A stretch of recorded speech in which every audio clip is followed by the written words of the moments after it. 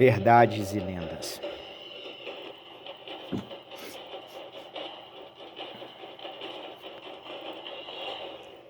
Episódio 1, Tecnologia dos Caídos.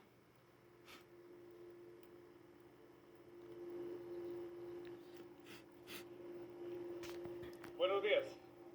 Ele está falando espanhol, dá para entender. Timothy Alberino y soy el director de la empresa Producciones Gen 6.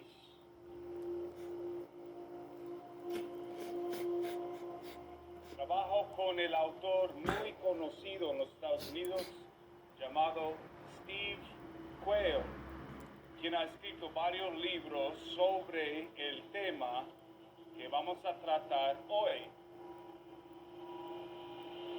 El señor Quayle es considerado el experto en el tema de gigantes.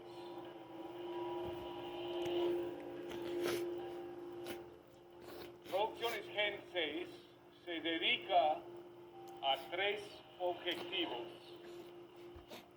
exploración, investigación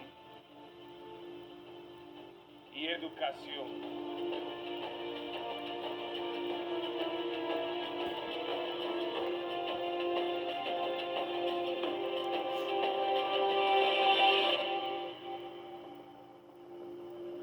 Universidade San Martín, Amazonas, Brasília, Peru.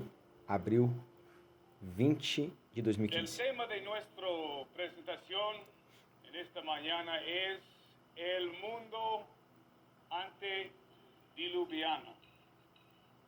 Les quiero plantear en esta mañana una hipótesis sobre el mundo antediluviano. Pero antes de comenzar, tenemos que definir la palabra antediluviano. La palabra antediluviano significa el tiempo o la época antes del gran diluvio de Noé. En casi todas las grandes culturas del mundo antiguo, nos encontramos con una serie de mitos comunes. Entre ellos hay tres que siempre surgen: el mito de los antiguos dioses que descendieron del cielo para tomar mujeres de las hijas de los seres humanos; el mito de los hijos de los dioses, los gigantes, que eran el producto de la relación sexual entre los dioses y las mujeres humanas; y el mito de un gran cataclismo, en muchos casos un diluvio, que destruyó el imperio de los dioses y sus descendientes gigantes. Bozeman, Montana.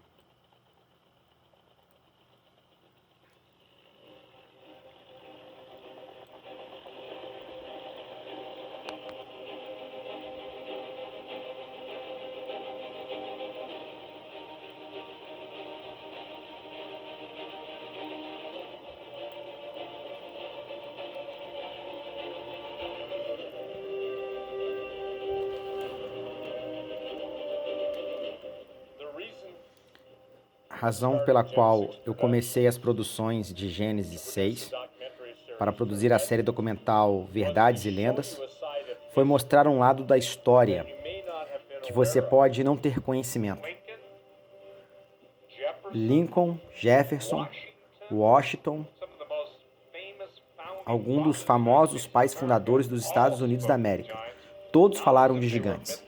Não como se fosse um mito ou lenda, mas eles falaram no contexto de que estavam inseridos.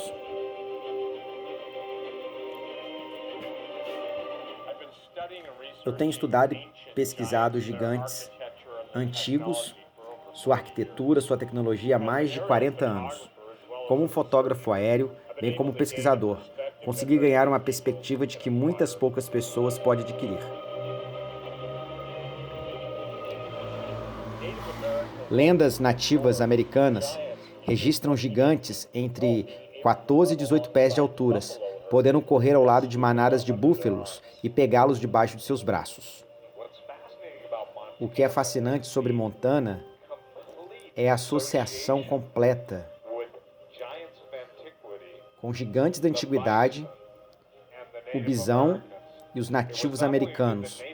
Não foi apenas os nativos americanos que seguiram o bisão, mas há 1000 anos foi um nativo americano que teve que fugir e lutar.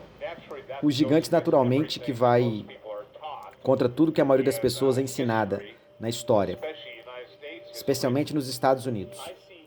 A história. Eu vejo a história através de uma lente bíblica, acreditando que o livro de Gênesis expõe toda a compreensão de quem os antigos arquitetos mestres construtores, aqueles que ensinaram tecnologia avançada para a humanidade. Quem eles realmente eram, né? O que ele quer dizer.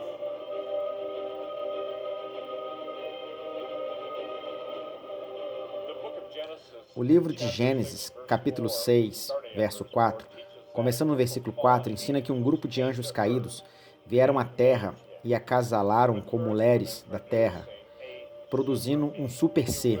Se você quiser chamar híbrido, esse híbrido é o que a mitologia antiga e as lendas referem-se aos gigantes, ou como o Antigo Testamento chama, eles eram homens poderosos de renome.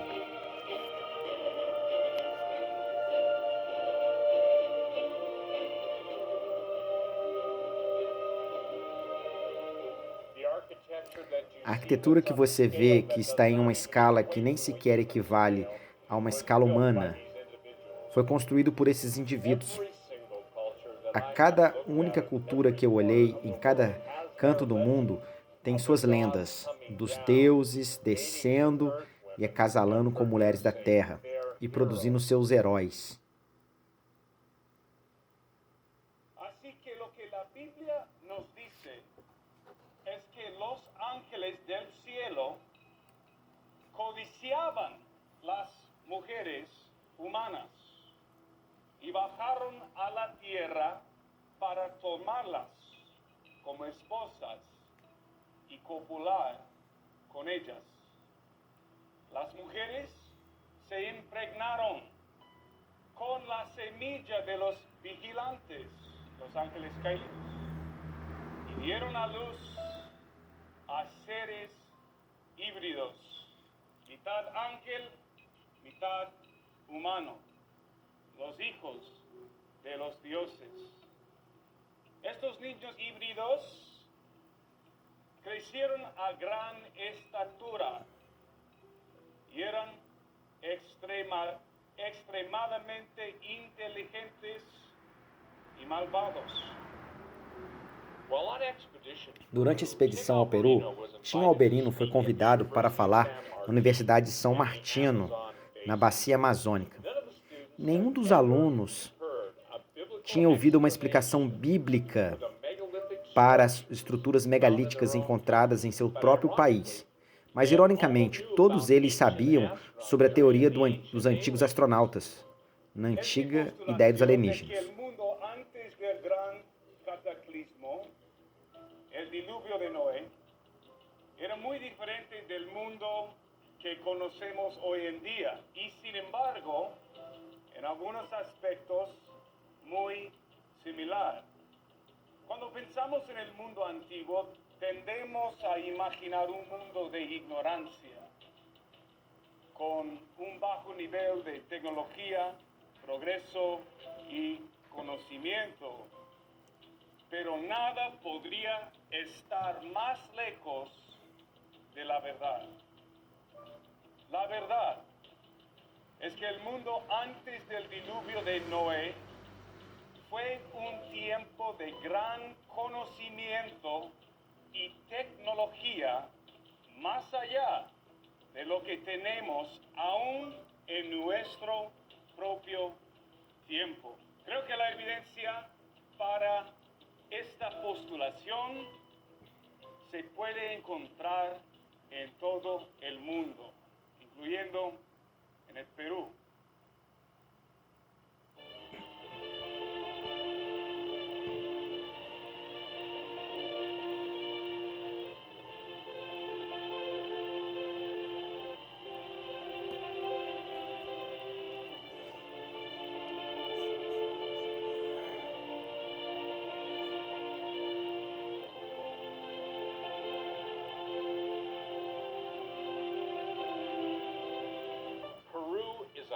O Peru é um país fascinante.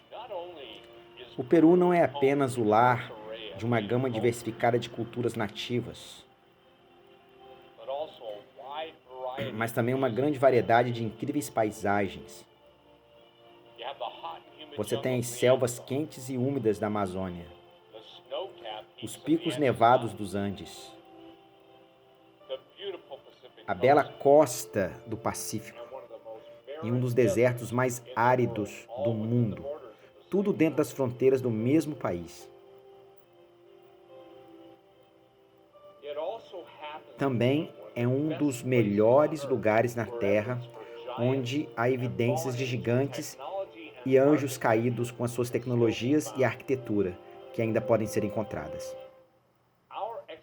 Nossa expedição começou no distrito de Puno, às margens do lago Titicaca, em uma área conhecida como Planalto Andino ou Altiplano, que é uma das áreas mais extensas dos altos planos na Terra, perdendo apenas para o Tibete. Na maior parte do altiplano fica o Peru e Bolívia, mas suas regiões mais ao sul se estendem até o Chile.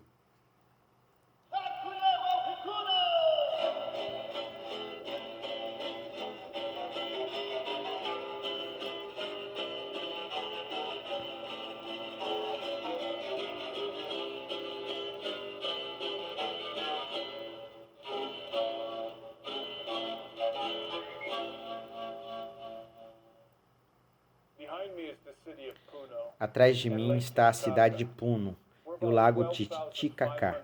Estamos cerca de 12.500 pés aqui atrás. Este é um lugar muito interessante. O lago Titicaca é o maior lago da América do Sul e o mais alto lago navegável em todo o mundo. A razão pela qual vimos para Puno é porque Puno é uma porta de entrada para um local de sítios, e queremos um dos quais é Pumapunco, na fronteira do Peru com a Bolívia. Outro é o suposto Stargate de Aramuru.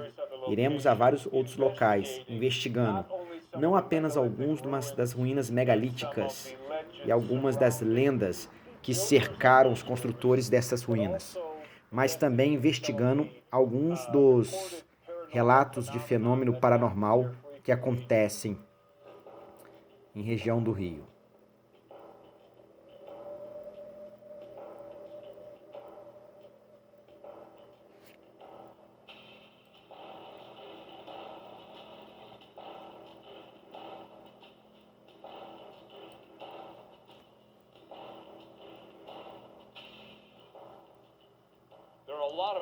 Existem muitas lendas conectando o lago Titicaca e o altiplano, como gigantes, muito aparecendo como as lendas dos gigantes ruivos de 6 dedos, que outrora habitou as ilhas Catalinas, ao lago da costa da Califórnia, e a caverna Lollivock, de Nevada. Toda a região ao redor do lago Titicaca tem a fama de ser um viveiro de OVNIs. Imágenes que vamos a ver a continuación fueron grabadas ayer exactamente a las 5:30 de la tarde. Este objeto no identificado se precipitó a tierra dejando una estela de humo.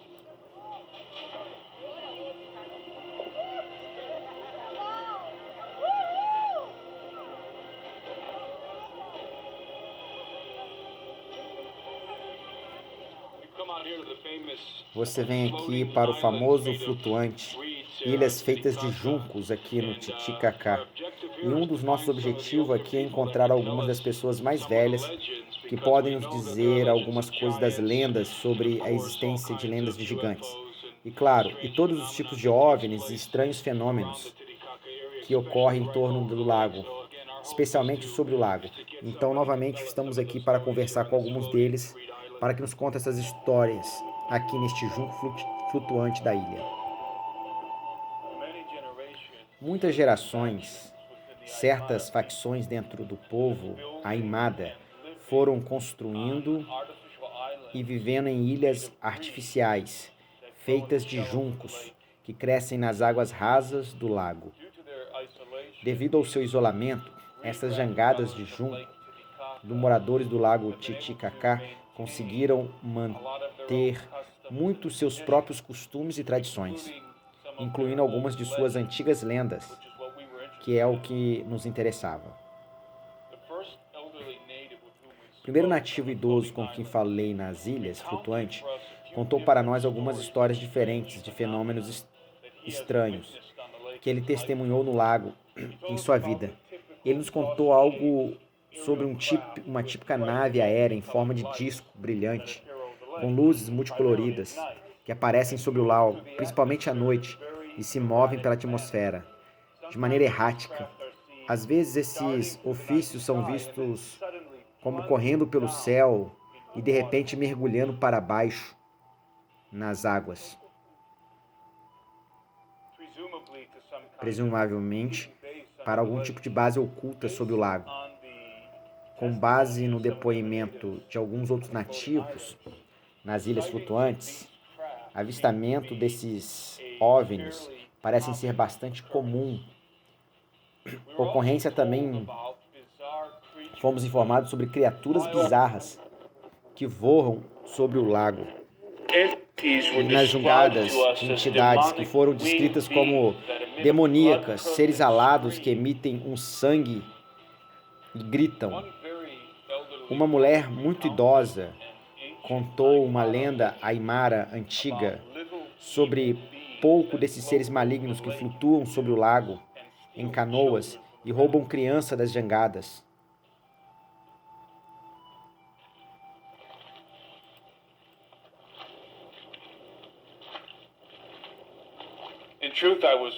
Na verdade, eu estava realmente esperando para ouvir algumas das lendas sobre os gigantes que outrora habitavam a área. Mas os poucos anciões e mata com o qual fomos capazes de falar, reconhecidamente, tinha esquecido a maioria dos contos antigos. Infelizmente, muito da cultura do Aimara, pessoas que vivem no lago, tem sido perdida ou esquecida e substituída por muita superficialidade até certo ponto. Artificial, cultura que eles mantêm principalmente para pegar aos turistas. Uma coisa é certa, que existe definitivamente muita atividade de OVNIs ao redor do lago Titicaca. Quase todo mundo com quem conversamos tinha uma história para contar, incluindo o motorista do nosso barco e o nosso segurança, que nos contou sobre um encontro vívido que ele e sua família tinham experimentado.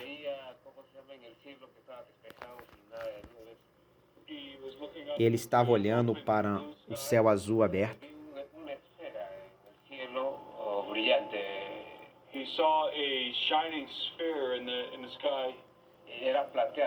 Ele estava vendo, era como que um lugar, uma coisa prata brilhando, circular, um objeto voando no céu, pairando no céu.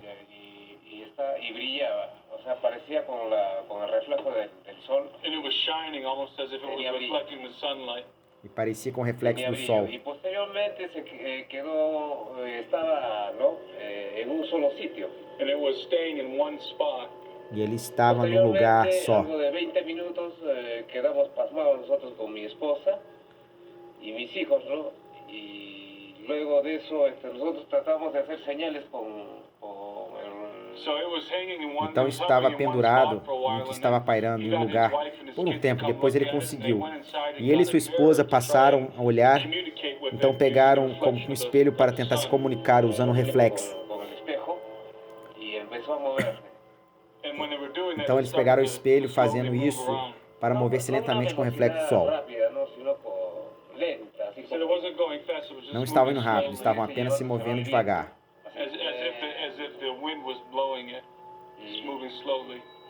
Era como se o vento estivesse soprando lentamente. Estava se movendo em direção à montanha. Isso foi por o mês de agosto, aproximadamente, quando havia bastante vento. Isso foi no mês de agosto, aproximadamente. Quando havia bastante vento. Sí, When there's a lot of wind. Quando há um monte de vento. ¿Estás seguro que era como un objeto de metal o qué cosa? Sí, eso era un objeto exclusivamente de metal, porque no le logramos dividir, a pesar de la distancia que había, no se lograba ver bien cómo era, pero nosotros hemos visto que era un Tá dando para entender agora. objeto redondo. Yeah, and I asked him if he was sure that it was a metallic object. Que era um objeto de metal, ele era redondo. That it was a metallic object. It wasn't really close, but it was easy to see that it was some kind of metallic object. Sí, eso es lo único que, como se llama, hemos tratado de ver. Nosotros no imaginábamos qué era, ¿no? And he said that they didn't know what it was. Y cómo se llama, y eso. Pero no fue natural, fue algo artificial. Algo sobre, ¿no?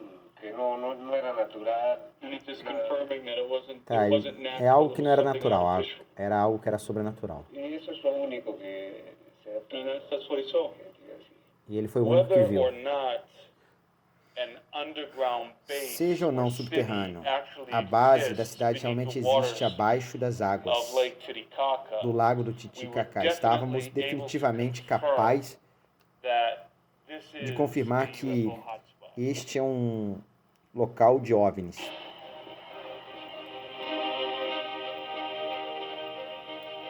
Before setting out to Antes de explore sair the para explorar ruínas megalíticas de Tiwanaku alleged e o suposto portal estelar de Aramumuru, queremos falar com uma universidade nível arqueológico para descobrir se alguma evidência sobre gigantes já haviam sido oficialmente descoberta na área e se algum fenômeno estranho já havia sido oficialmente registrado em Aramumuru. Entramos em contato com a Universidade Nacional em Puno e nos encaminharam para um conhecido e respeitado arqueólogo que trabalha no altiplano. Hemos oído historias de fenómeno extraño relacionado con la puerta de Aramumuru. ¿Ha experimentado usted fenómeno extraño ahí?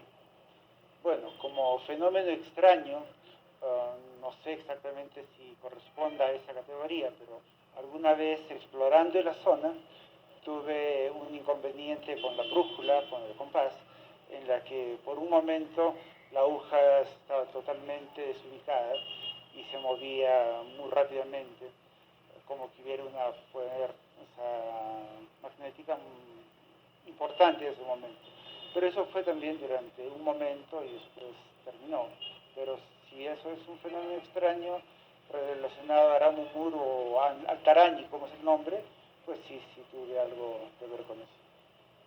Como arqueólogo, ¿alguna vez ha visto usted artefactos o huesos que podrían haber pertenecido a gigantes? No, definitivamente nunca he encontrado personalmente ningún tipo de evidencia que pueda sugerir la existencia de gigantes o haber pertenecido a gigantes. No aquí en el altiplano, no he encontrado nada de eso. ¿Existen registros históricos de gigantes en el Perú? Sí, existen registros documentales, en documentos del siglo XVI y XVII. Varios cronistas han hecho la mención a la existencia de gigantes aquí en los Andes en general, ¿no? Y algunos de manera particular se refieren a la zona del altiplano. Profesor, gracias por su tiempo. Encantado, mucho gusto. Há muitos relatos históricos de gigantes no Peru. A maioria foi registrada pelos sacerdotes e cronistas espanhóis no início do século XVII, após a conquista dos Incas e do Império Inca.